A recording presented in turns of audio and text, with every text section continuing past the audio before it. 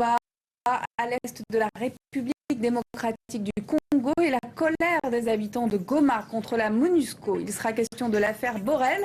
Le témoin clé a été arrêté au Yémen et ne manquez pas notre reportage sur le racisme anti-noir au Maroc.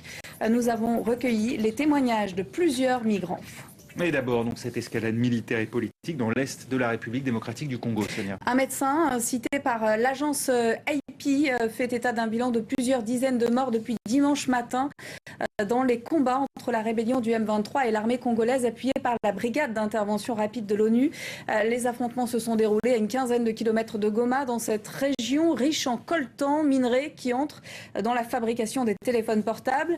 Le tableau s'est compliqué ce week-end à Goma avec l'organisation de manifestations contre les casques bleus jugés inefficaces. Les manifestants ont montré leur colère en portant le linceul d'une victime tuée par un obus vers une base de la MONUSCO.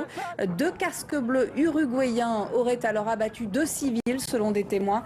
L'ONU a ouvert une enquête, des images tournées par un de nos observateurs. Et je suis en ligne de Goma avec un juriste congolais, membre de l'association Lutte pour le changement. Bonsoir Luc Malandé. C'est Luc Nkulula. Bonsoir. Bonsoir, vous étiez présent à cette manifestation qui a dégénéré samedi. Qu'avez-vous vu? Au fait, comme vous le savez très bien, la situation n'est pas favorable ici à l'est de la République démocratique du Congo. Il y avait tellement une marée humaine de gens qui manifestaient contre la MONUSCO et c'est une mission nigérienne au Congo. Alors, comme je vous l'ai dit, la journée, comme les Nations Unies sont en train de le prétendre, ça veut dire nous, on ne cherchait pas à vouloir remplacer la MONUSCO, notre gouvernement par la MONUSCO. Ce que nous voulons, c'est que la MONUSCO fasse son travail selon le mandat et selon les réformes qui ont été faites, parce que ça fait plus de 20 ans que nous subissons la même souffrance et chaque jour pareil.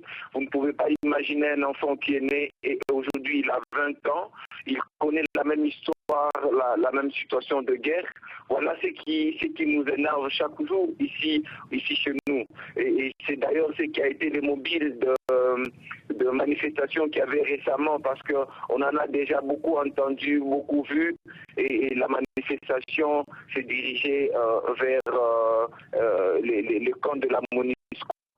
Et voilà les incidents qui se sont passés, notamment le mort qu'il y a eu tiré par des agents onusiens des nationalités uruguayennes et tous les cas qu'on a pu constater ici et là dans toute la ville de Goma et la colère de manifestants. Est-ce que vous prévoyez encore de manifester après la mort de ces 2 manifestants? Oui, bien sûr, nous allons manifester juste parce que nous avons compris que la voie des dialogues, la mission des Nations Unies ne la comprend pas. Nous allons faire, apparemment ils ne comprennent que la voie de la pression. Chaque fois qu'on fait des pressions, nous voyons qu'ils essaient de faire quand même quelque chose. Moi je pense que c'est la seule voie que nous allons commencer à emprunter pour leur dire qu'on en a assez, pour leur dire que c'est une guerre injuste qu'on nous impose, pour leur dire que nous avons besoin de la paix.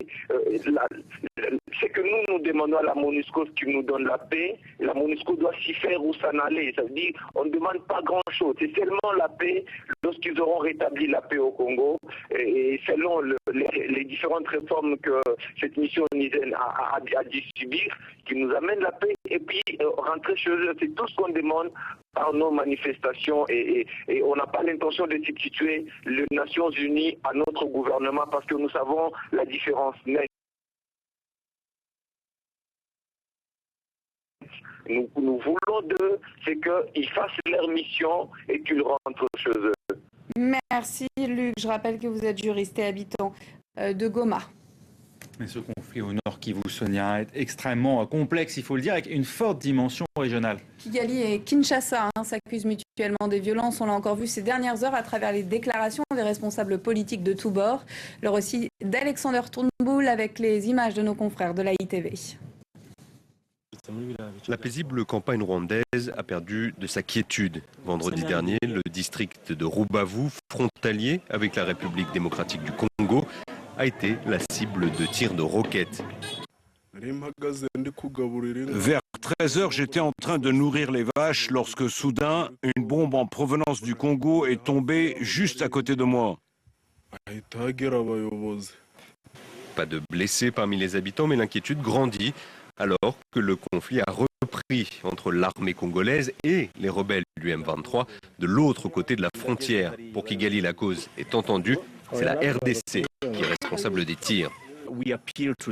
Nous demandons à la RDC d'arrêter ces actes insensés de provocation et de se consacrer à l'initiative de paix qui réunit les pays de la région